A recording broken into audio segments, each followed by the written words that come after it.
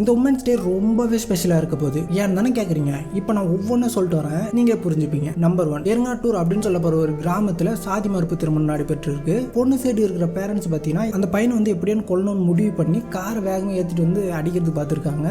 So அந்த சமயத்தில் பார்த்தீங்கன்னா அந்த பையனுடைய தங்கச்சியும் பார்த்தீங்கன்னா, அதாவது 16 வயசு பொண்ணு பார்த்தீங்கன்னா அந்த பையனுடைய தங்கச்சி அந்த வண்டியில் இருந்திருக்கு. இவங்க அடிச்சதுல அந்த பையனுக்கு படுகாயப்பட்டு அந்த பொண்ணு அங்கே இறந்து போயிருக்கு. நம்பர் 2, செங்கல்பட்டுல ஒரு 5 வயசு, அதாவது எல்கேஜி படிக்கிற ஒரு சின்ன குழந்தைக்கு அந்த ஸ்கூல்ல வேலை செய்யறவங்க பாலியல் தொல்லை கொடுத்துருக்காங்க. நம்பர் 3, கான்பூர்ல 2 குழந்தைங்க பார்த்தீங்கன்னா அவுட் சைட், அதாவது பாத்ரூம் போறதுக்கு வெளியே போயிருக்காங்க. அப்படி போறப்போ அங்க பார்த்தீங்கன்னா பாலியல் வன்கொடுமை பண்ணப்பட்டு கொடூரமா ஒரு மரத்துல தொங்க விட்டுருக்காங்க. நம்பர் 4, போன வாரம் பெர்னாண்டா அப்படின்னு சொல்லப்படுறவங்க வேர்ல்டு ஃபுல்லா பார்த்தீங்கன்னா ஒரு டிராவலர் வந்து ரைடரா வந்து சுத்திட்டு வராங்க. அப்படி பார்த்தீங்கன்னா ஜார்க்கண்ட் மாநிலத்தில் பார்த்தீங்கன்னா 7 பேரால பார்த்தீங்கன்னா கற்பழிக்கப்படுறாங்க.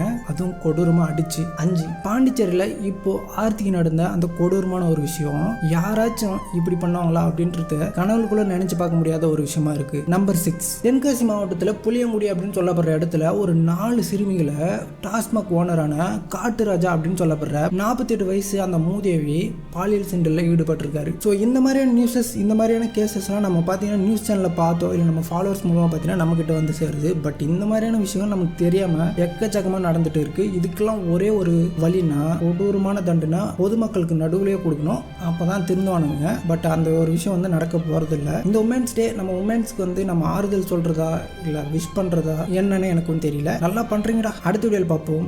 பை.